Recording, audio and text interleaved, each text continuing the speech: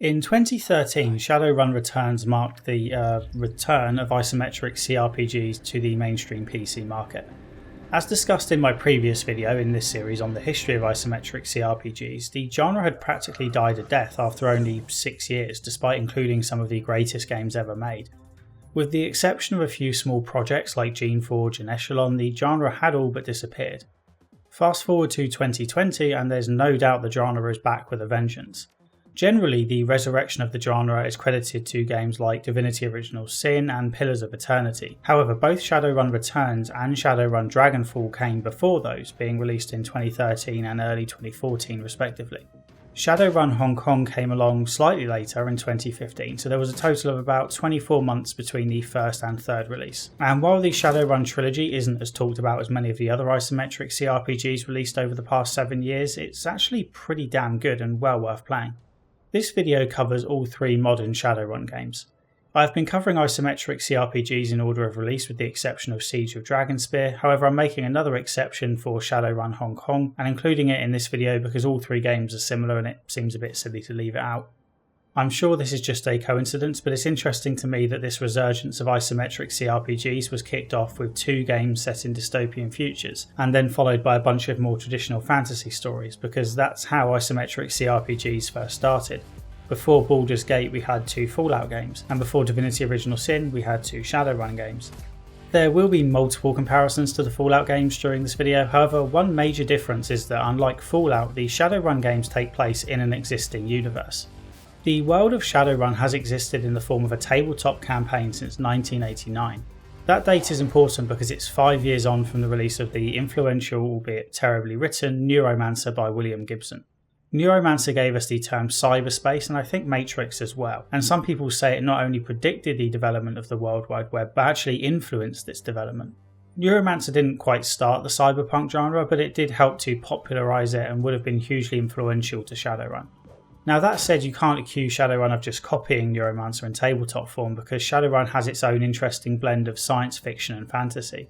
Most notably, despite being set in the future of our own world, Shadowrun features elves, dwarves, orcs and trolls as species, and 2 different types of magic. None of the games go into much detail about the backstory, however there's a quick primer at the start of Shadowrun Returns and that primer was enough for me to enjoy all the stories and keep up with what was going on.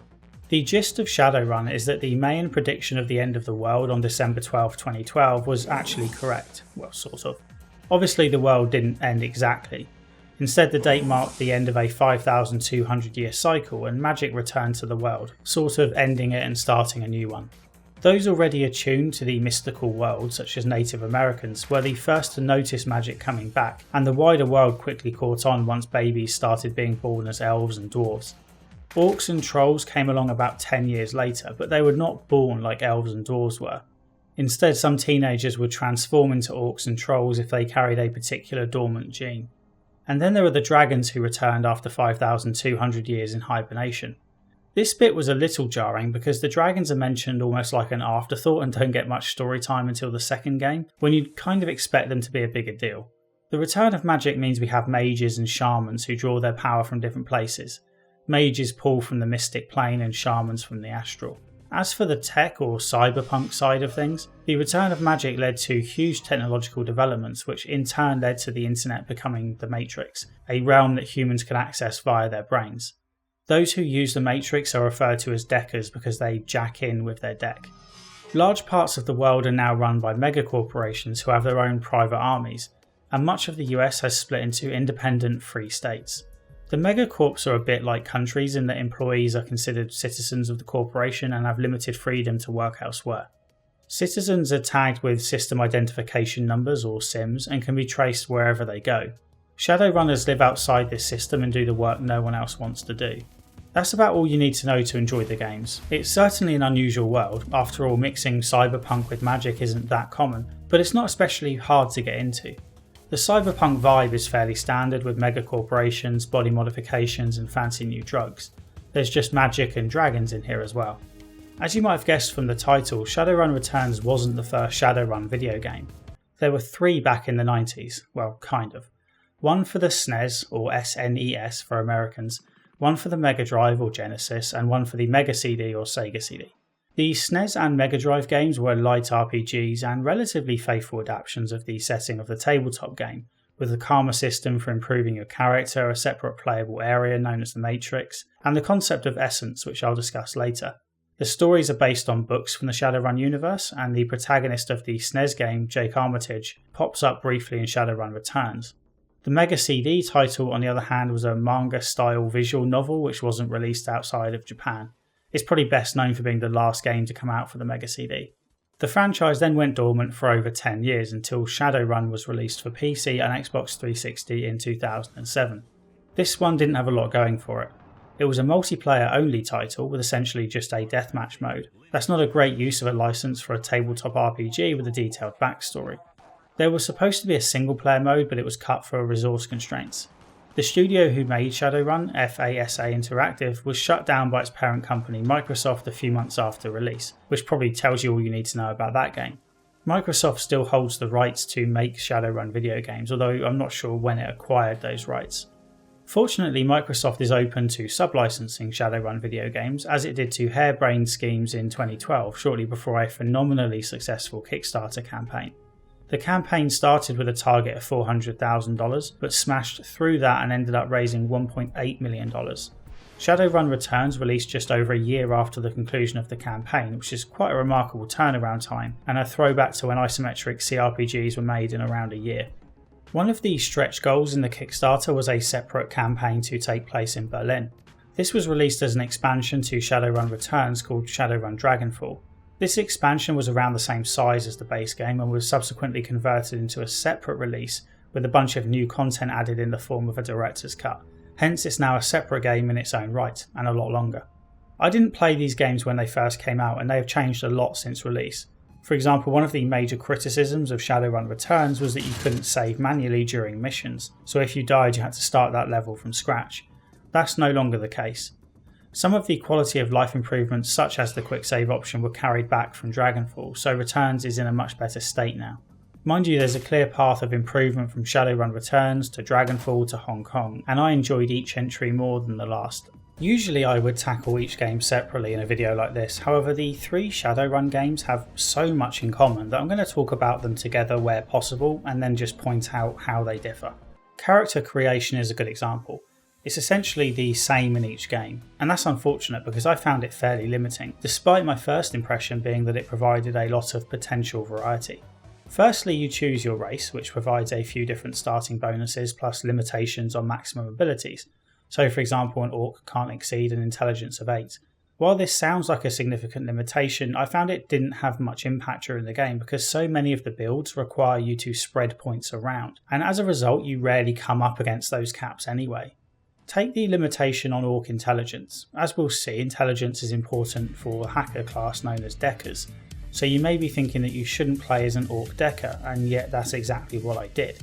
The limitation didn't matter because hacking is largely a secondary skill, and therefore I had to put a lot of points into combat related abilities as well. Trolls, however, have a cap of 6 on intelligence, so with that race, yeah, you probably shouldn't be a Decker. But really there are very few options that don't work. I also played as a melee dwarf, despite orcs and trolls being a much better fit in theory. These race distinctions are also a little dull.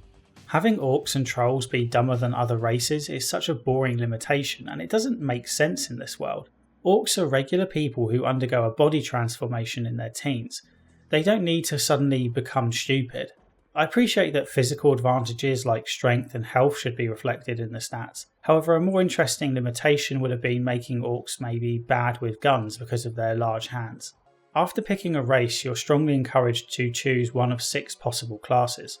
A street samurai is effectively someone who deals in traditional combat, although not of a fixed type.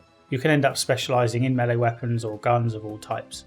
It's just a label that means general, fighter or badass, kind of a default class.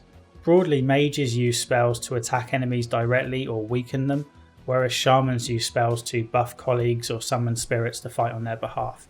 Riggers are tech specialists who have a drone alongside them.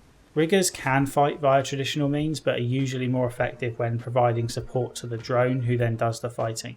The Adept class uses magic to enhance their melee fighting abilities. Finally, Deckers can jack into the Matrix and hack turrets, open doors, turn off security cameras, that kind of thing. but they should also have a combat skill alongside that. Picking a class doesn't strictly change your character, it just tells the game how you want to allocate your initial karma points across the various attributes. The game then sets up a base character for you with karma points pre-allocated. You can create a character completely from scratch if you like, and that's what I did in Shadowrun Hong Kong when I made my own mage. I'm not sure why creating your own character from a blank slate isn't the default really. Allocating karma points isn't any more difficult than in other RPGs I've played, and the UI makes it clear what attributes are important for which classes. It's odd that the game leads you to believe that making your own character is some sort of high level thing you should only do after a couple of playthroughs.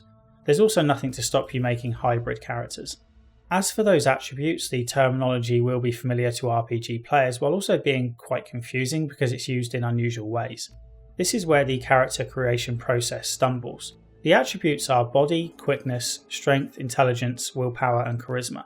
This is a simpler version of the system used in the tabletop game, so bear in mind when I discuss the faults with this system, it's not something that the devs just had to do because of the source material. Instead, the simpler character creation is a hint for what to expect from the games themselves, and I'd even go as far as to say that it feels like the developers made the game without much regard to character creation, and then just kind of retrofitted it all into place at the last minute. Based on most RPGs, here's a fair assumption for what you might expect Shadowrun's attributes to mean. Body would be health, that one is nice and simple. Quickness is presumably like dexterity, so that would be linked to dodging attacks, rogue skills like thieving and ranged attacks.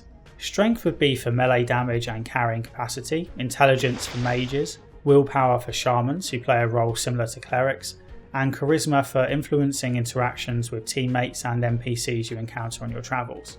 That's not what they mean in Shadowrun though. Just to be clear, there's nothing inherently wrong with using different definitions for these terms, it's just that the terms are being shoehorned in to fit what the game needs, rather than having the game be built around them. The body attribute is fine, that's just health basically. The others though, take strength for example. Instead of dictating melee damage and carrying capacity, it is strictly for the chance to hit with melee weapons and distance for throwing grenades. That doesn't feel quite right. We expect stronger characters to do more damage. Chance to hit tends to be more of a dexterity, or in this case quickness, attribute. Carrying capacity is limited to 6 items regardless of your strength. Quickness is the chance to hit with ranged weapons, i.e. guns, and to dodge incoming attacks. That's fairly standard, however the lack of a rogue class means there's no thieving or anything like that. In certain situations, such as when talking to an enemy, your quickness attribute might mean you can get in a preemptive attack. Intelligence dictates the chance to hit with technological attacks, such as with drones or when within the Matrix. I'm fine with intelligence not being related to mage skills, however once again the attribute just impacts the chance to hit.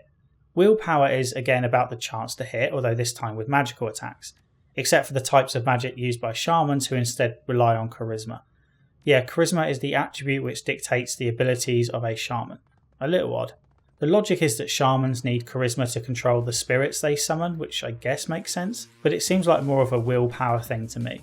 Charisma can be useful in conversations, although it doesn't do much for team building or who will work with you and that kind of thing. For the first 2 Shadowrun games, charisma is essentially worthless if you aren't playing a shaman.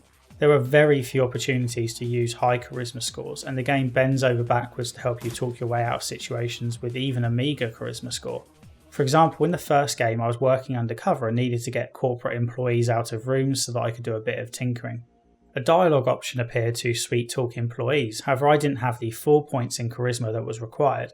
I went with the other dialogue option expecting to have to find another solution, but instead the next screen simply gave me another charisma option, this time requiring just 2 points, which I had. This situation happened multiple times just in this part of this one level. Fortunately, as we'll see, Shadowrun Hong Kong and to a lesser extent Shadowrun Dragonfall are much more flexible and charisma does become useful in the sequels. In total then there are 6 attributes and 4 of them are specifically for increasing the chance to hit with different types of attack. It's not exactly exciting. To be fair, attributes like intelligence and strength do open up options in conversations occasionally, but nowhere near often enough for you to create a build around them. Those moments are more like added bonuses. One huge annoyance is that you usually can't use the abilities of companions, so if you need knowledge of say biotech while using a computer or strength to knock down a wall, then you can't just ask your more knowledgeable or stronger buddy, except when you can. I don't know why there's flexibility with this, but it's really annoying. So far the attribute system sounds uninspired but maybe not terrible. However, once you start levelling up, the system kind of falls apart and just becomes flat out boring. There is rarely any excitement around spending karma points.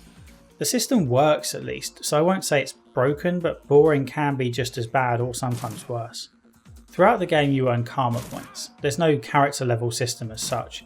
You get the points for completing specific tasks. Finishing large assignments typically awards 10 or more points, and you can pick up others by hacking terminals or talking your way out of fights.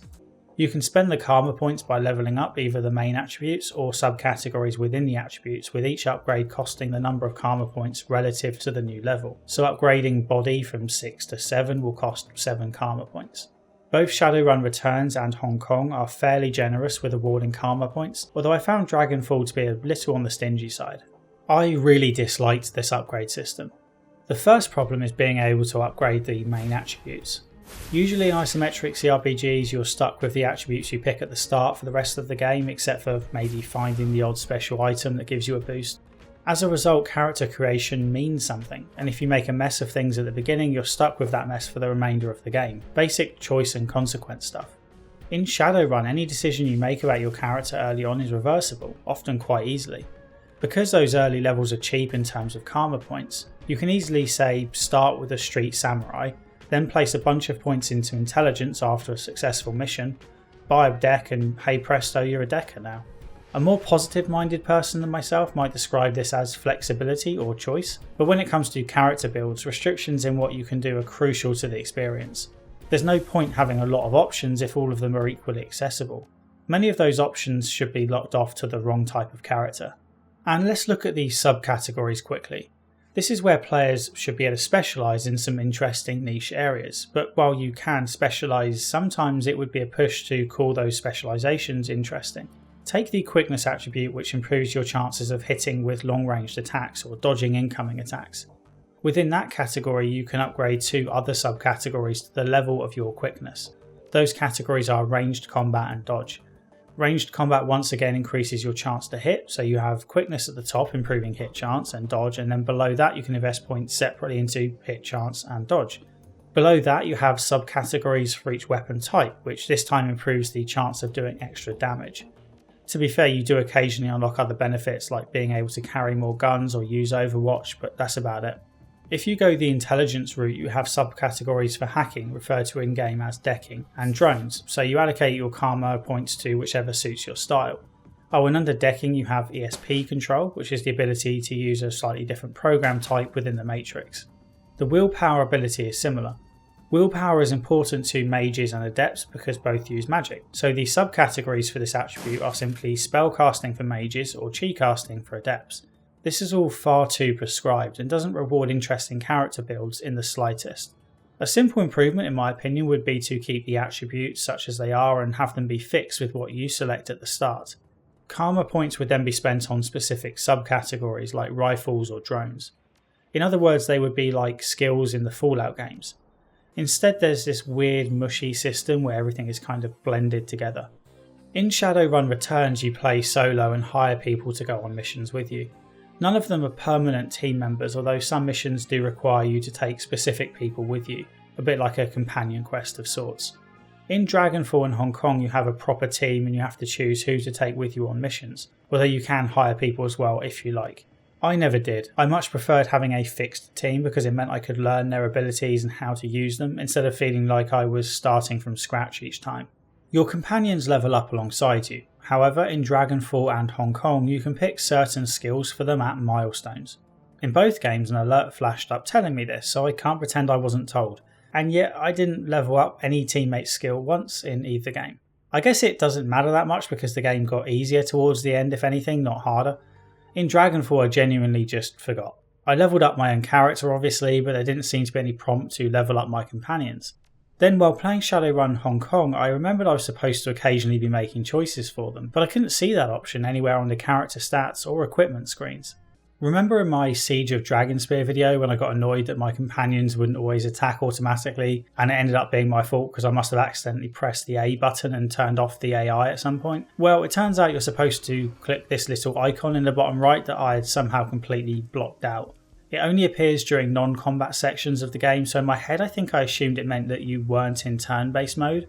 It was on screen so often that I think I just became used to it.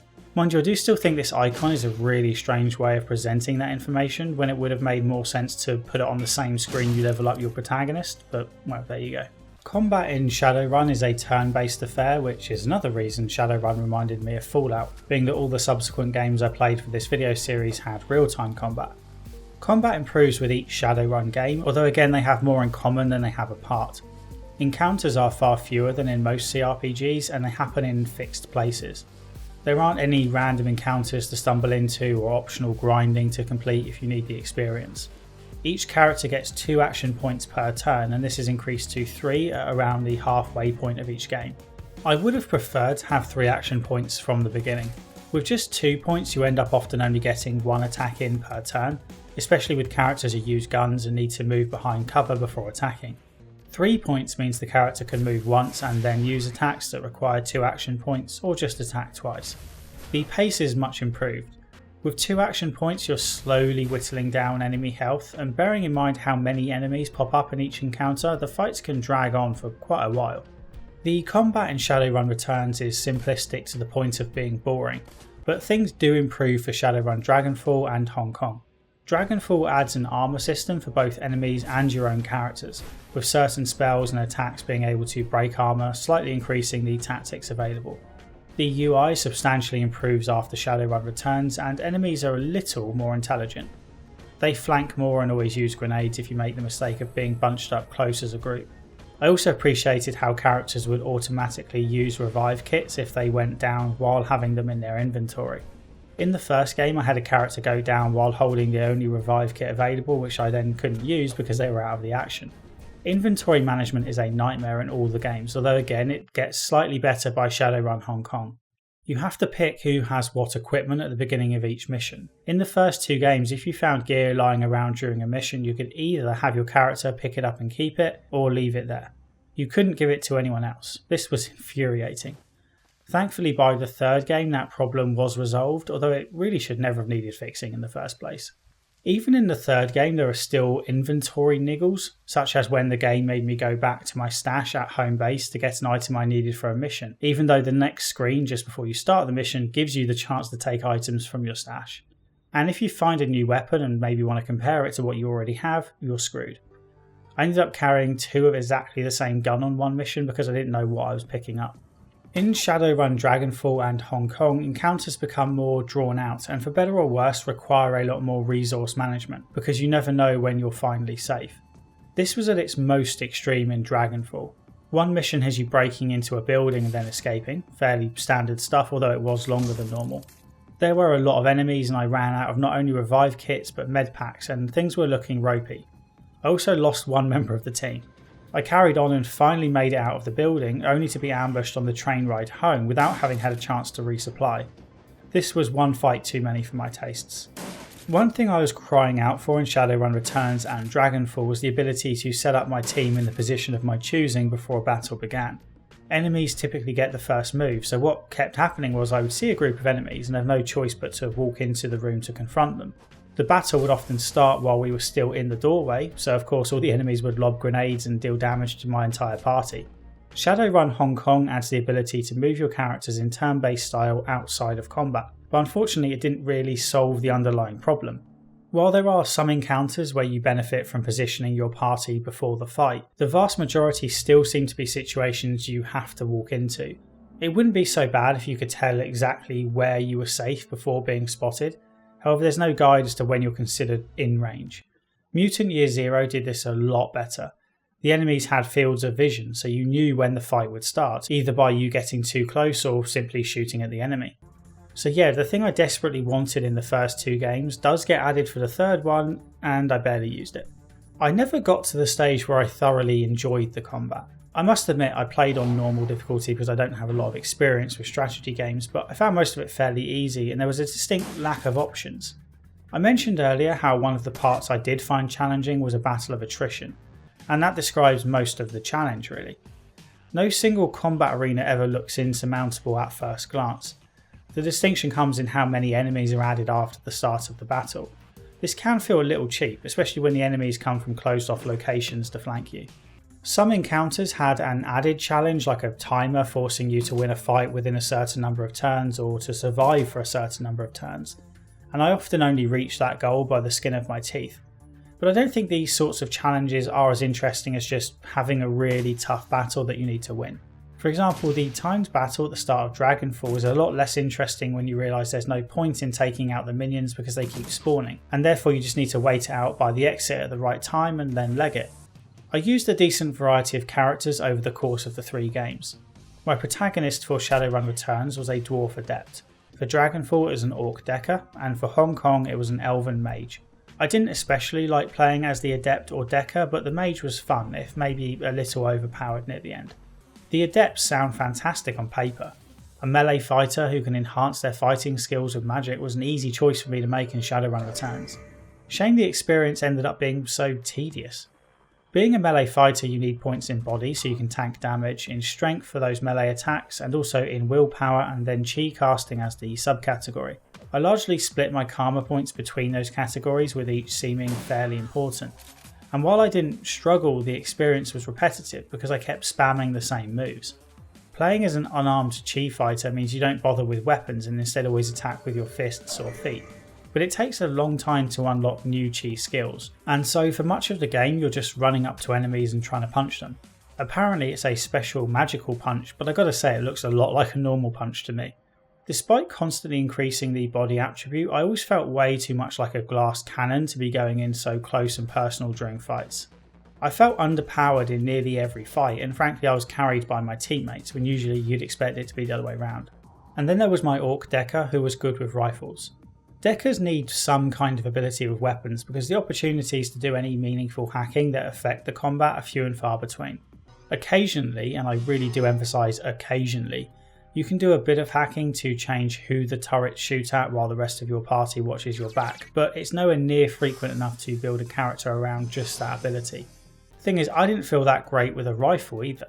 My companion Iger was a mean shot with a sniper rifle, whereas I was just kind of okay at both decking and shooting. There aren't enough opportunities for deckers to excel outside of fixed moments. That means they need some combat skill, and that means you end up spreading your karma points too thin. Even when I did get the chance to jack into the Matrix, I often wasn't entirely sure what good I was doing.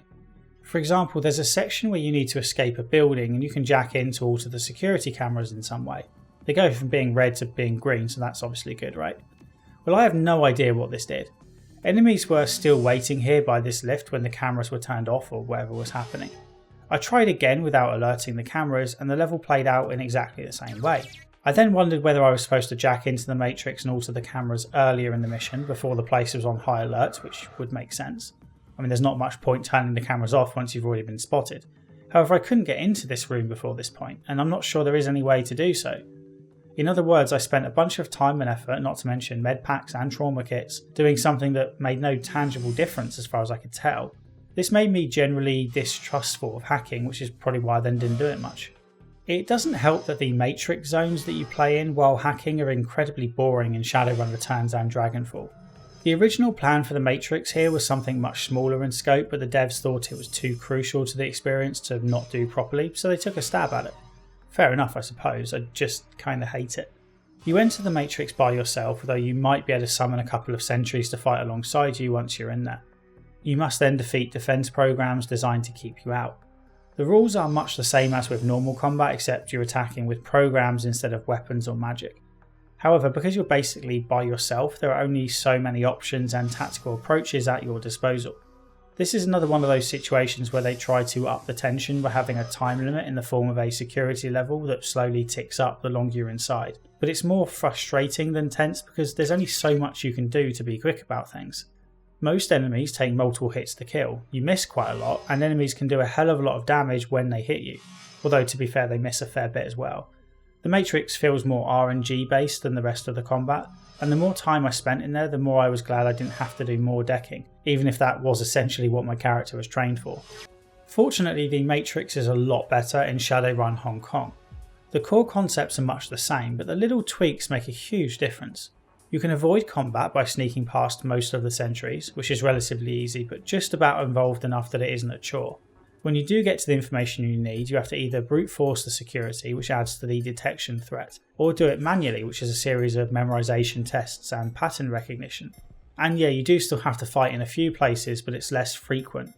These changes aren't huge by any stretch, but they did make me feel more like a hacker. Sneaking around security at first, fighting when necessary, and then hacking my way into the system by remembering codes and correctly identifying symbols. Finally, I played Shadowrun Hong Kong as an elf mage. This was probably the most I felt overpowered in any of the 3 games, and that's probably because compared to other classes, mages don't need to put points in many places. Mages need willpower for spells, and then as a subcategory there is spell casting, and that's really it.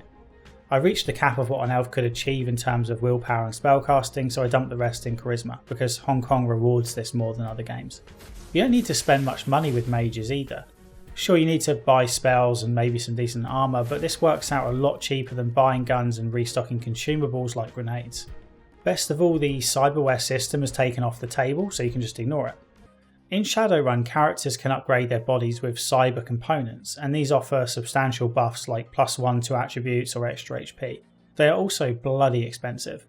I didn't buy a lot of them for my characters in Shadowrun Returns or Dragonfall because I couldn't afford them.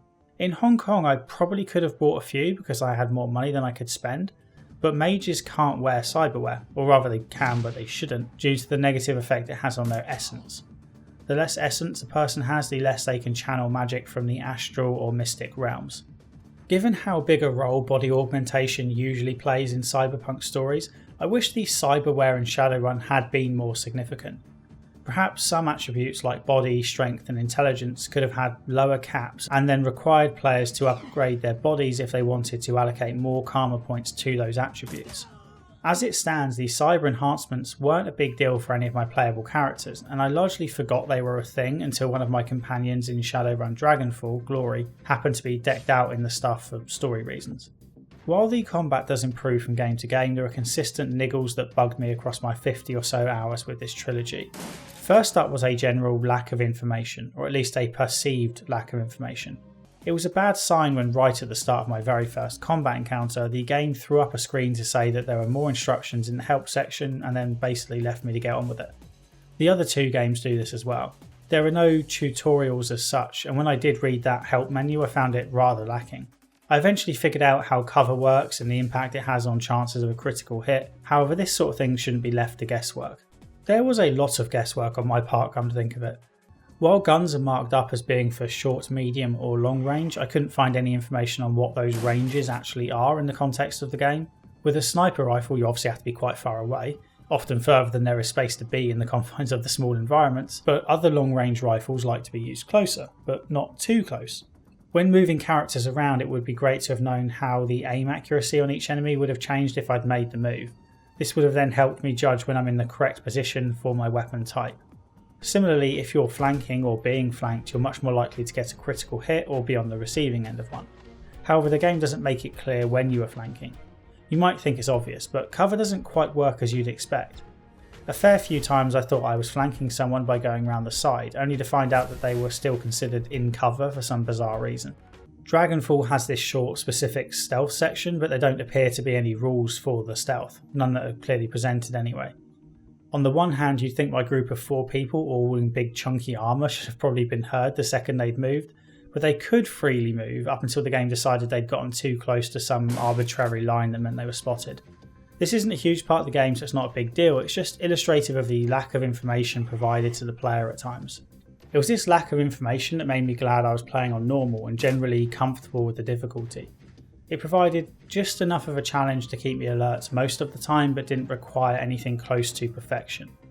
If it had, the simplistic nature and presentation of the systems here would have been frustrating. I also found that some options were so clearly superior to others that my style of play ended up being much the same for each encounter, and even across all the games. For example, I always took a shaman with me because they have a low level spell that provides one character with an extra action point for 4 rounds, which is incredibly useful. A complete no-brainer really. Shamans and mages are so powerful that whenever there are some on the enemy team, you must always take them out first, so I would do that while tanking damage from normal enemies with guns. It wasn't long at all until I slipped into a routine. Start the battle by splitting up, because if you don't, the enemies will use a seemingly infinite supply of grenades until you take the hint. Then focus on any mages or shamans while using your own shaman to give your best ranged attacker an extra action point. Then on the next turn use the shaman to buff aim accuracy for someone and heal damage dealt on the enemy's turn, and just kind of rinse and repeat. There are other minor niggles as well. For example, if you take a risk and throw a grenade into a location covered by fog of war, you will not damage any enemies even if you know you've hit them, which I found quite annoying. Sometimes you know where an enemy must be without seeing them, and this should be rewarded. Some spells either didn't work properly or were poorly explained. The Mind Wipe spell is supposed to make an enemy unable to target you for the next turn, in other words they're mentally frozen. However, if you use that on the last enemy, the game thinks the battle is over and puts you back into the normal movement mode briefly before snapping you back to turn-based combat when the enemy spots you again. The game rarely lets you out of turn-based mode if there are enemies elsewhere on the level. Not only does this act as a spoiler that you aren't done yet, it also means you have to slowly move all 4 characters around the rooms one at a time instead of just having them all follow the main character. This even happened in areas that were completely empty of enemies, although that might have been a bug. So yeah, overall combat is functional and completely unremarkable. It's simple enough that it won't cause many problems, but it also means there's nothing to get stuck into when you've gotten to grips with the basics and want to move on to a higher difficulty. This might partly be due to Shadowrun's weird position as a kind of cross between a CRPG and a strategy game. I nearly didn't include the Shadowrun games in this series on isometric CRPGs because I wasn't sure they were CRPGs. I checked out some YouTube videos and they looked an awful lot like strategy games with a bit of time spent wandering around talking to people. I even canvassed opinions on this in the comment sections and noticed that quite a few people were saying they did want to see me cover the Shadowrun games, but they didn't necessarily comment on whether they were isometric CRPGs. Anyway, I veered on the side of over-inclusivity to cover these games, and I'm glad I did. Not just because the Shadowrun games are good, but because the RPG elements are much heavier than I initially believed. However, during combat I could never shake the feeling I was playing a tactics or strategy game. I don't want to get into a dispute over genre definitions because this sort of stuff is fluid and also not that important. But there are some things that didn't quite feel right for a CRPG. First of all, you have limited control over what items you can take into battle. Your playable character can only take 6 things, and your companions have a couple of slots taken up by fixed items that can't be removed. In addition, shaman abilities such as healing only heal the most recent damage taken, which means there isn't much more you can do to heal up between encounters. As a result, missions have more of a puzzle quality to them. You have to make it from beginning to end with just those handful of medpacks and grenades, and most damage becomes irreparable. In addition, battles aren't especially dynamic or random. Sure, you can occasionally talk your way out of them or ignore a few altogether, but the vast majority will happen when and where the game tells you, especially in Shadowrun Returns and Dragonfall. There are no random encounters, you can't run from fights, and you generally can't manipulate enemies to fight where you want to fight them. I'd forgotten how often I'd make it through tough encounters in older CRPGs by kiting enemies around the map or using other cheesy tactics. There's little of that here. One major disappointment was the boss fights. All 3 Shadowrun games set up fairly epic final encounters, and yet none of those final fights is challenging or interesting relative to the rest of the game. In fact, they all hold a little something back, as if the devs ran out of money just before implementing a final battle. In Shadowrun Returns you fight against a powerful shaman and bugs crossing over from another dimension. However, there isn't much tactical depth. You simply shoot the active nests, or whatever they are, until the shaman activates a new one while dealing with the alien bugs who spawn in numbers just about right for you to easily deal with. This was probably necessary because the bugs need to be killed with a specific weapon and you only have 2 of that weapon across your team of 4. A huge swarm of bugs would be unfair with that in mind. However, the devs kind of wrote themselves into a corner with the limitation on how many of the special guns were available. While all this is going on, there's a woman in the middle channeling the power to open a portal, I think. And I assumed we'd have to fight her as well, but you can completely ignore her. Even right at the end it looks like you might have to fight off a few more bugs for control of the shaman, however you can actually ignore them. Of course, Shadowrun Returns is the shorter of the 3 games, so this relatively low-key boss fight isn't necessarily that jarring in the context of a 10-hour game. Dragonfall though has a long campaign, taking at least 20 hours for most players I imagine, and the final boss battle has a bloody dragon just sitting right there. The dragon is captive and doesn't want to move, so the real boss is Audran, an otherwise bland second in command type, who I must admit can take a lot of damage, but with a team of 4 you shouldn't have too many problems once you've eliminated the minions. This fight has a lot going on in the environment. You can jack into the matrix and mess about with some pipes to buy yourself more time, but I'd be hard pushed to explain exactly how it all worked and fit together. This felt like a puzzle boss where you don't actually have to solve the puzzle to win. As we'll see, story-wise it makes complete sense that you don't fight the dragon. It's just weird to have such a big imposing threat right there and then never fight it. Feels a bit like a Chekhov's gun situation. Plus I found the fight with Audran in the very first mission to be tougher than this one. It's possible I was overpowered at this stage, I did do all the optional content, but then the game should assume you're going to do that. As for Shadowrun Hong Kong, that actually does have a pretty epic final boss battle, and yet it still manages to fall flat, which is quite an achievement. I think I know how this happened. The devs must have always intended for there to be a non-combat solution to the conflict with the Queen, because they know that annoying people like me always complain when there isn't one. But they didn't quite have the courage to let you skip all the fighting, and so the Queen challenges you to prove your worth first in 2 large battles. Again, these 2 fights are quite easy.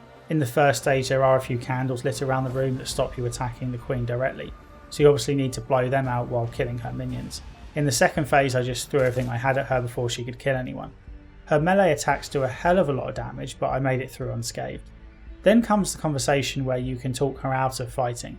It's great that this was included as an option, however the impact of such a choice is mitigated when the fight you have if you don't talk her out of combat is so easy. I went into the third fight thinking this was the real deal. I was worried that I'd used up too many health packs already and that I wouldn't make it through. And then she hit the ground quicker than Cristiano Ronaldo. That's okay though, the characters remark that that wasn't the real Queen, just an image, so presumably the real deal will be along soon. Well, no, that was it. I don't know if the devs just ran out of time before a final phase could be implemented, or if they just thought it would be too much for players who'd gone through 2 lengthy battles prior to this, but I think it was a bad call. This final phase should have been the first one, and it could have acted as a quick DPS check of sorts to make sure you were really ready. Then you should have had the chance to talk her down, with the next 2 phases being the main fight if you couldn't take the peaceful approach. I can't deny being disappointed with how little the combat improved over the course of 3 games, although to be fair there were only 2 years between the first and third title because of how Dragonfall was originally a piece of DLC for Shadowrun Returns. Besides, the games do take some huge strides forward between each entry when you look at the main story, side content and characters. The 3 main stories all follow a familiar pattern. Starting small with a mystery to solve relating to the death of someone close to the protagonist, and then branching off in drastically different directions with much larger stakes at play. While they do take place sequentially, the links between them are minimal and only in the form of offhand references. If you don't want to listen to my short story recaps, then skip to the time on screen now. Shadowrun Returns is the smallest in scale and starts with a murder mystery. It's also a great illustration of just how weird this universe can be. Your character is a Shadowrunner who is low on money when an old friend called Sam gets in touch from beyond the grave via a dead man's switch.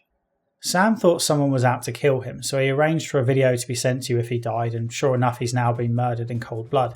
Sam deposited 100,000 new yen with a lawyer who will pay up when you have figured out who killed him. With little else to do, you head off to Seattle to solve the murder. After following a few leads, you discover that Sam's murder wasn't a one-off. There's a serial killer in town and they take a different body part from each victim. These body parts all happen to be recently donated organs. The murderer is a crazy doctor, although with his dying words he admits that he was working on behalf of someone else. So far so normal. However, this is where the supernatural elements of Shadowrun soon come into play. The link between all the donated body parts is a common donor, Sam's late mother, and the big bad behind all the murders ends up being Sam's sister, Jessica, which was fairly obvious because when we met her briefly in the bar, she couldn't have sounded more guilty if she'd been sat there eating the stolen organs for a main course. I think the organs are a bit of a red herring. Jessica didn't need them, she just didn't like her mother's body not being whole, especially with the organs being wasted on people like her brother Sam, who she thought had wasted his life. Jessica is up to something much bigger than stealing organs. She's part of a cult called the Universal Brotherhood. Think of Scientology and you'll be close enough. The Universal Brotherhood is actually a cult within a larger cult. Jessica and a few others are working to unleash some extra-dimensional spirits in the form of invincible bugs. You can kill the physical portrayal of these bugs, however the spirit can then attack you, and these spirits are not only invincible, they also resurrect the physical body. You rescue a kidnapped woman called Marie-Louise, who is Jessica and Sam's half-niece, I think. Jessica needed a family member to serve as a vessel for these extra-dimensional spirits. With Marie-Louise out of the picture, Jessica uses Lynn, her half-sister, instead. Marie-Louise is the daughter of the CEO of one of the big corporations you've been investigating, and by working with them, plus a couple of seemingly immortal elves, you get access to a special gun that kills the bug spirit so you can defeat Jessica. You have a few choices for how you resolve her fate, and you can even stitch up a dodgy cop at the end if you like, which I very much did. You never do get paid though. Sam was lying about the 100k he'd put aside for solving his murder. Mind you, given how the game is now over, there wouldn't be much point to collecting anyway. Of all the stories, Shadowrun Returns is the one that reminds me most of Fallout, especially the first game. Jessica isn't a scratch on the Master, of course, but there's a similar vibe with her believing that she's elevating humanity to the next level, as did the Master. The epilogue does something all three games do to a certain extent, which is leaving you feeling underappreciated and wondering whether what you did meant anything. In this case, we see that Chicago soon starts having problems with the killer bugs too, and the authorities attempt to cover it up with a story about a killer virus. Jessica must have shared what she knew about the extra-dimensional species with other high-ranking members of the Universal Brotherhood, who were then also able to open the gateway between worlds. This epilogue feels like sequel or DLC bait, but if it was, we never got it because Dragonfall takes place a continent away in Berlin. Dragonfall is another murder mystery, although it's dressed up a bit. While on what seems like a routine mission, the leader of your gang of Shadowrunners is killed when she hacks into the Matrix. Any doubt that this might have been an accidental malfunction is quickly ruled out when you find that the man who sent you on the mission has also died in the same way. Someone is murdering Deckers. A large part of the game is basically a big fundraiser. You need information and it isn't cheap. You're given a bunch of missions for other people and told to raise 50,000 new yen. Instead of developing through the missions, the main story is drip-fed out through a series of DVD recordings made by Green Winter, your initial contact on this job before he died jacking into the Matrix. Through these DVDs you uncover the story of the famed dragon slayer Adrian Vauclair. This is the first time dragons play a major role. I had assumed up until this point that they were all peaceful and perhaps chilling in the mountains, not doing any harm. They certainly weren't wandering the cities, or at least that's what I thought. Turns out, as is often the case, the dragons of Shadowfall can take the shape of humans, and they are likely in powerful positions in the world's megacorporations. They also aren't necessarily peaceful. Decades prior to the events of Dragonfall, when the world first awakened in 2012, the Dragon Firewing went on a murderous rampage, burning down cities and killing millions. A man called Adrian Vauclair saved the day with an experimental weapon that managed to kill Firewing. Or so it seemed. No one actually knew how this experimental weapon worked, only that it did seemingly kill the dragon. Vauclair, though, didn't believe the dragon was really dead, and he became so obsessed with the idea of finding Firewing that he was eventually fired from his company and went missing, assumed dead himself, after an expedition into the Sox, a highly radiated zone between Germany and France. After coughing up the 50,000 you need for more information, you're sent a video that shows Firewing is still alive, seemingly working with a cultist group. That cult has created an AI known as Apex that is deleting all references to Firewing from the Matrix and killing anyone who gets close, hence the death of Monica early in the game. Vauclair is also alive, although he's being held captive by Firewing in the very same building you were attempting to break into at the start. The next step is to defeat Apex before it can kill any more Deckers, although you can choose to release the AI if you like because it was only killing under orders, and to be fair it probably didn't have any choice because the killing was part of its programming. When you attack the mansion for the final mission, you realise you have completely the wrong idea about what's going on. Firewing is the prisoner and Vauclair is the captor.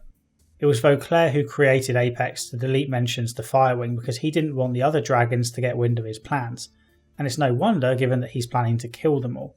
In the years since Vauclair killed, or rather thought he had killed, Firewing, he'd been driven crazy by the power of dragons and the threat they seemingly posed to humanity. Vauclair, along with his cult of minions, intends to inflict Firewing with a virus, and let Firewing loose to spread the virus via more fire and destruction. Sure, most people in Berlin would die, but the virus would spread to the dragons and wipe them out. Firewing isn't innocent, she's still guilty of killing millions of people. When she woke up from her long slumber, she went crazy after witnessing what mankind had done to the planet which she was in charge of protecting, and she went on a rampage. Remember, Firewing only wakes up every 5,200 years, so the Earth as it currently stands would be a bit of a shock to her.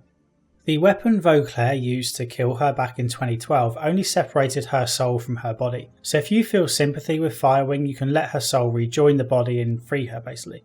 You can also kill her or give her over to Apex. In fact, you can even side with Vauclair and let him release the dragon, which then gives you a bonus mission that takes place a year into the future. Much to the game's credit, you can also talk Vauclair down and get him to call the whole thing off, although you will need a high intelligence and charisma plus training in biotech. Once again, there's an epilogue that seems to tease a future story we never see play out. The player is approached by Hans Brockhaus, who is one of the immortal elves we worked with back in Shadowrun Returns. The elf has a message from his master, a dragon, who wants your help. I'm pretty sure Brockhaus is the dragon though. Anyway, it all feels like sequel bait, except the whole thing is resolved on the next screen, where it says that the dragon went on to orchestrate a big battle that ended up with the Berlin Wall being rebuilt. I'm not sure what the point of this conversation was, to be honest. Shadowrun Hong Kong is the only game where you don't start off as a Shadowrunner. You rock up in Hong Kong from Seattle after getting a message from a former mentor of yours called Raymond. You can actually define exactly how you feel about Raymond through dialogue options, so he can be a foster father of sorts or just some guy who shouted at you a lot as a kid. You could also do this with Monica in Dragonfall, and while it doesn't make a lot of difference, I do like having some flexibility over my backstory. You meet up with a former friend, Duncan, who is now a police officer, and together you go to the meeting point. Raymond isn't there, but he did hire a bunch of Shadowrunners as protection. Before the two groups can figure out if they trust each other, a sniper takes out Duncan's boss plus two of the Shadowrunners. Duncan plus Gobbet and Isabel, the surviving Shadowrunners, are forced to work together to escape, after which you predictably decide to form a team to figure out what happened to Raymond and who's trying to kill you all. You seek help from Kindly Cheng, or Auntie as she is known, who removes your sims, which lets you work off the grid. You're now a Shadowrunner. The middle act is much like Dragonfall's, where you can accept or decline missions and must complete a certain number to progress. There's no strict monetary requirement this time, but in practice it's the same thing. All three games start with a personal connection between the protagonist and a murder victim, or presumed murder victim in Raymond's case. However, Shadowrun Hong Kong is the only one that maintains that personal connection right through until the end, and the story is better for it. Shadowrun Returns and Dragonfall start off narrowly focused on the murders of Sam and Monica. However, you soon forget why you were investigating in the first place once cults start bringing in aliens from other dimensions or setting dragons loose on cities. Shadowrun Hong Kong has that stuff too, don't get me wrong, but it keeps the small scale stuff closer to the big epic moments. Likewise, while all the games feature big bad megacorporations, Hong Kong is the only one that ties them into the story in a satisfying manner. Next to where you're staying there is the Walled City, an enclosed area that you don't venture into unless you have a death wish. The Walled City is run by Josephine Song, who is one of Auntie's former rivals that she would love to get one over on. There is, or at least was, a real life Walled City in Hong Kong, and this one was specifically built as a recreation of that. Like its real life counterpart, it is described as the most densely populated place on Earth. With no system of taxes or services, it's run by gangs and is full of illicit trade. People outside the Walled City have started having nightmares, and the oppressive atmosphere inside the city is getting worse. The Walled City now poses a threat not just to its residents but to those outside it. This is what Raymond sought your help with at the beginning of the game. He's also been keeping secrets though. First of all, his real name isn't Raymond Black but Edward Song, and he's Josephine Song's son. The good news is that Raymond is still alive. He's been kidnapped by his mother, but you rescue him and he confesses his involvement in the construction of the Walled City. Raymond tried to harness positive chi during the construction of the Walled City. He believed that the chi could be harnessed for the good of those living in the city. However, something went wrong and bad chi has been spilling out instead for decades now. Hence the Walled City has become such a mess. The machine was broken by a demon known as Qian Ya, Queen of 1,000 Teeth, and she's now ready to cross over and take control of the Walled City. You can side with the Queen if you like, but I imagine most people will opt to kill her, which likely means Raymond will sacrifice his life to put things right. I liked this ending a lot, and I think it's a better ending story-wise than the supposed perfect ending, which sees you talk the Queen into going back home and then lets Raymond survive.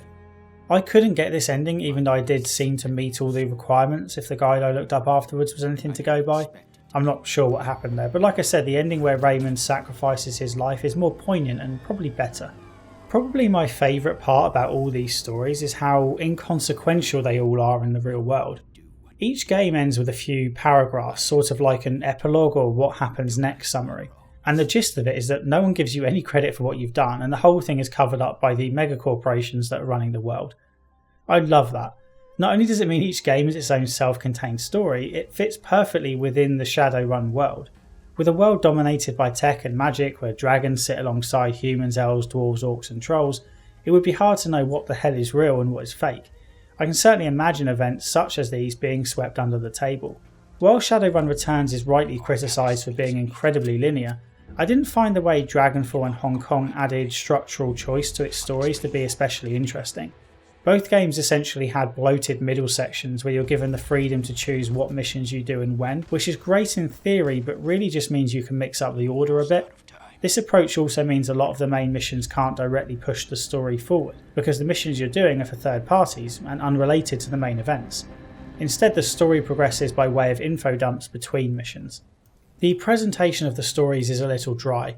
There's no voice acting outside of some short animations bookending Shadowrun Hong Kong, so it can feel a little lacking in personality. Hong Kong clearly got a bit of extra love though. There are more sound and graphical effects as you walk through the cities, like the heavy rainstorms. And these minor touches do add to the atmosphere, which is otherwise a little lacking. Given that I've described the three games as being rather similar, it's probably surprising to hear that I have a clear favourite, but I do, and it's Shadowrun Hong Kong. That's not because of the story, although at push I'd say Shadowrun Hong Kong has the best story. It's a close thing with Dragonfall. It's not because of the companions either, I think the Dragonfall team is the strongest. It's not because of the combat, because it's largely the same as Dragonfall, and it's not because of the world. All three games confine you to small spaces between missions, leaving you feeling rather closed in and claustrophobic when compared to other similar RPGs. Instead, the reason I enjoyed Hong Kong more than the other two was the mission structure and the freedom I had during missions to play the way I wanted. Shadowrun Returns wasn't just linear in that you had to do specific missions one after the other with no optional content, it was linear within the missions themselves. You could sometimes delay the need to fight by either avoiding or talking your way out of direct confrontation, but not very often. When I was undercover in the Universal Brotherhood building, I did a good job sneaking around, hacking computers to open doors, stealing uniforms to disguise myself as a janitor, and even getting past some turrets by convincing security I was allowed through. But shortly after that I hit a wall where the game was like, okay, undercover stuff over, real work begins now. Then there's the mission where you need to get people to leave you alone in their offices for a bit, and it's made really easy with incredibly low charisma requirements that keep getting lower even if you fail. Or there's the mission where you need to sneak into a warehouse. Except there are no stealth mechanics, so the game only plants one guard on the door and he's easily distracted if you pay a nearby sex worker to talk to him for a bit. And if you don't want to do that, there's a nice easy way to sneak in and there's no one else in this entire area. It feels so half-assed that you wonder why they even bothered having one guard there at all. Missions near the end went on too long with nothing much interesting happening, and the last level started to feel like a dungeon crawler at one point. There were some light puzzles that I enjoyed, although I wish there'd been more and perhaps harder ones as well. They are a step up from most modern games, however, in that they don't immediately pin all the answers in your journal and do everything for you automatically once you've read the correct email or whatever. Instead, you actually have to take in all the information and use it to figure out, for example, who has the highest level of security access, and then what their password might be. Just making you do this little bit of work, like manually entering PIN codes you found to open doors, is enough to keep the brain engaged instead of playing on autopilot. You can explore a bit, however the rewards are minimal. There isn't much in the way of loot lying around, and large parts of the levels are simply empty or locked off. You can pick up what I guess are technically optional side quests during missions, such as finding someone's missing son, but they are so unmissable that you have to go out of your way to fail.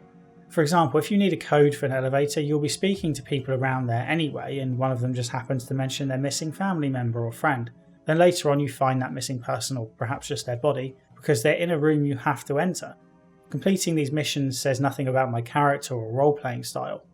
The missions improve in Dragonfall because they are more dynamic and complete in that you often break in somewhere to steal something and then have to escape afterwards. Shadowrun Returns would just put you at the start of the level and have you push through until you'd achieved your goal.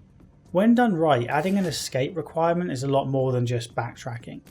For example, a couple of times you end up with a fifth person in your team, such as Alexander if you convince him to turn on his racist mates, or a great big robot which you unfortunately cannot keep, or the assassin who helps you escape if you convince him that his boss is going to kill him anyway. Knowing you have to escape also presents opportunities to plan in advance. such as by turning turrets and cameras to your side before the entire building goes onto alert. However, as I mentioned earlier, the options presented to deckers around turrets and security cameras aren't always that clear.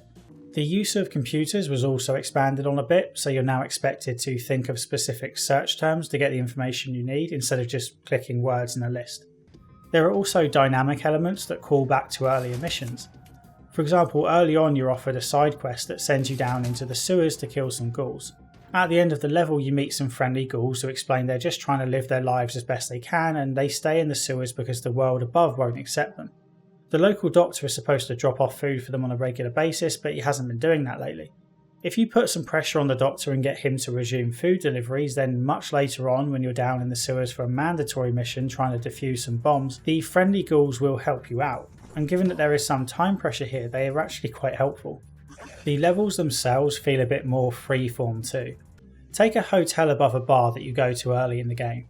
In addition to the usual way of getting around like using the elevator and hacking doors, you can also bash through some walls and even drop down through holes in the floor to reach previously inaccessible areas on the level below. Missions in Returns were all about pushing forward to the end, with detours rarely rewarded beyond maybe a tiny piece of loot. Compare that with Dragonfall, where you can freely explore 3 floors in a hotel plus the nightclub on the lower level.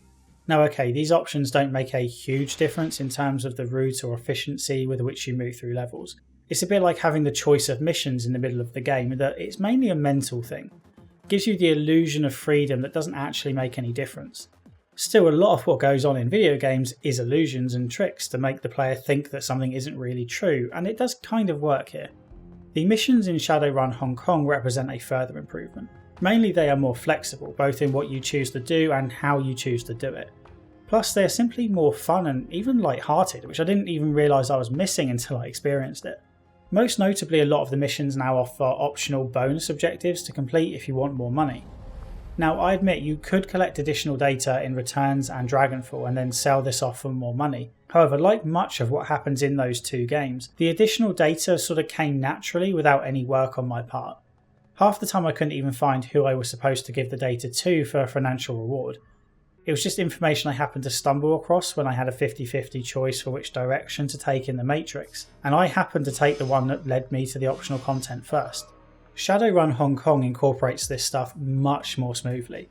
First of all, there are objective markers in the Matrix, so you always know where to go, which in turn means you know where the optional content is, and you can make a choice about whether you go and get it or not. Second, the other objectives often require more work that comes with huge additional risk. My favourite was probably the Bad Chi mission, where you're sent into a large corporate office and told to mess up their chi by destroying furniture or moving screens around. The more you disturb the chi, the greater your financial reward. However, messing up the chi makes the final fight a lot harder. Actually, for me this was probably the toughest fight of the game. It was the first mission I undertook once I was given a choice, and with hindsight I probably attempted it too early. I only made it out with 1 character alive. Fortunately, any dead teammates are airlifted to safety immediately after and available for the next mission. This is definitely one of the times I should have split my party up before the fight, because I got royally screwed by AoE attacks at the start of this one. Another mission sets you a goal of destroying valuable relics, with a bonus for if you do more damage than necessary at the risk of activating an alarm. I was a little annoyed with this one because I didn't realise all the doors were going to lock and become inaccessible at a certain point. Other missions flip this approach on its head a bit by having you get into more fights early on to reduce the level of security that will appear when shit pops off at the end. This mission is also a good example of the flexibility offered in Shadowrun Hong Kong. You have 4 levels in this corporate building to play with and have to gather information to figure out where Raymond is and then how to get there. Getting that information is relatively easy, but getting into each security office to hack their systems is not. And then when you are jacked into the Matrix, you have to work against a cumulative security level that rises whenever an enemy has you in its sights. This mission provides lots of opportunities to use high charisma scores to your advantage, and I didn't have to fight until the very end. This level of freedom is the rule and not the exception in Shadowrun Hong Kong. I stopped going into missions knowing I would have to do a lot of fighting. Combat no longer felt inevitable. For example, a group known as the Elders called me in to help solve a murder, which it turns out they themselves committed, and with the right skills you can have them arrested nice and peacefully. Overall, I liked being surprised by how events would play out. One mission had me infiltrating a party celebrating a new TV show to dig up dirt on the director, and I soon heard whispers of a new and incredibly influential woman in his life. This woman turns out to be a vampire who you have to fight. However, she's impressed at your skills and she gives you the information you need, and then helps you out in combat near the end of the game. Another notable improvement from Shadowrun Returns to Dragonfall and Hong Kong is the inclusion of teammates. Shadowrun Returns doesn't offer permanent companions. You can still go into most missions as a team of 4, but you need to pay people to hang out with you, which hits way too close to home to be honest.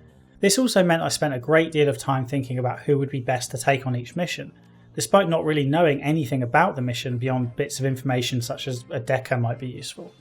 Another problem with hiring a temporary crew is that you're forced to invest a good portion of your funds into the team, which means you really need to complete the mission and get paid for it. On the rare occasions you get a choice about what to do, such as when you can let a valuable employee go instead of handing them over to another company, you have to consider not only the money you're losing out on as a reward, but the money you spent on doing this mission in the first place. You might not be able to afford a team for the next mission if you don't take the reward from the current one. Dragonfall adds fixed teammates who are with you for the entire game, hang out with you at your fixed base between missions, and have their own companion quests and storylines. You can still pay mercenaries to go with you, but I never did. It felt wrong. I had a close-knit team and we were all working towards the same goals. I didn't like having to leave one behind each time anyway, let alone paying someone to take their place. Dragonfall's companions are Glory, who is a decent shot, but more importantly takes a shitload of medpacks with her on each mission. Iger, an excellent shot with a sniper rifle, and Dietrich, the shaman who provides useful buffs. You also recruit Blitz early on, however he's mainly a decker, and that's who my character was, so I didn't need him. There's also Paul, the team leader, who can offer a bit of friendly advice when required. All in all, you have a team, you have a mentor, and you have a home. It's nice, you feel like you belong. You get to know each companion by talking to them between missions, with some opening up a lot quicker than others, and most have that one little thing they would like your help with. These missions also open up new weapons or abilities for that character, which is a nice, tangible reward, and makes more sense than how Mass Effect 2 dealt with companion missions. Plus, the companion missions are genuinely good, perhaps the strongest parts of the game actually. Igo wants your help finding an engineer she was tracking in her former career as a Special Forces soldier.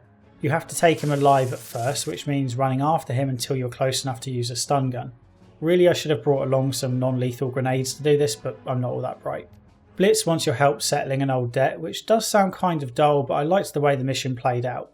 You have to team up with a mystery accountant who is actually an assassin, and not much about the mission goes to plan. I ended his story by convincing the assassin to turn on his master, which made the final fight a lot easier. Dietrich doesn't technically have his own mission, however he tags along on the mission where you go and kill a bunch of racists because his nephew got caught up with them, and he wants a chance to talk him round. If you're successful, the nephew fights alongside you in the escape. Glory's story is by far the most interesting. That girl has some history. She's covered in cyberware and isn't initially keen to tell you why. It takes a long time for her to open up, and I suspect some players miss her questline entirely. I like how she is genuinely reluctant to talk. Far too often characters tell you they don't want to talk about it, but then you say go on, and that's enough to convince them to spill their life story. At times I genuinely thought I might be pushing Glory too fast and I had to ease off a bit. When you do get her story, you can see why she was so reluctant to tell it. Glory is a human who awakened at the age of 14. Awakened is the term used to describe gaining access to magical powers. This is surprising because we've been using Glory as a street samurai, and mages don't have cyber enhancements because that ruins their essence and therefore their ability to use magic. At some point before joining the team, Glory deliberately upgraded herself to the point that she would no longer be able to use magic because she's haunted by what she did with magic in the past. Glory was taken in by a cult led by a man called Harrow. This group worshipped the Horned God, although Glory eventually realised that this figure was in fact Adversary or the Devil. Her magical abilities meant she was promoted to Harrow's right-hand woman and one of his many lovers. Harrow made her do terrible things for the cult, such as torturing children. One day Glory wanted to get revenge on her abusive father, so she snuck away to her old house and killed the person who opened the door, assuming it would be her father. It wasn't. Glory had killed the mother that she loved. She kitted herself out in cyberware, destroying her essence, and never used magic again. Glory's companion quest is to return to the house where she suffered all those years and either kill Harrow or free the children currently under his spell. She also gets to confront her former lover, who has now taken Glory's place as Harrow's head girl. And of course, let's not forget the dog Dante. Dante follows you around as you explore Berlin, but for a very long time you can't take him with you on missions. That would have been a crime, so it's a good job he comes into his powers later and can be taken on the final few missions. Shadowrun Hong Kong has some decent companions as well, although I never felt as close to them. You have a lot of history with Duncan, but that relationship doesn't change much during the game. I liked Isabel, who has a quest about recovering some of her old memories that she deleted, for good reason it turns out. Rector is experimenting with powerful new drone technology and tags along on a mission, but isn't that interesting himself. I liked Gaichu though. He's a ghoul samurai with a lot of history that I would have liked to explore more than we did. I like Auntie though. She was a lot of fun and reminded me of Christian Avasarala from the Expand series for some reason. I even imagined her talking with the same voice.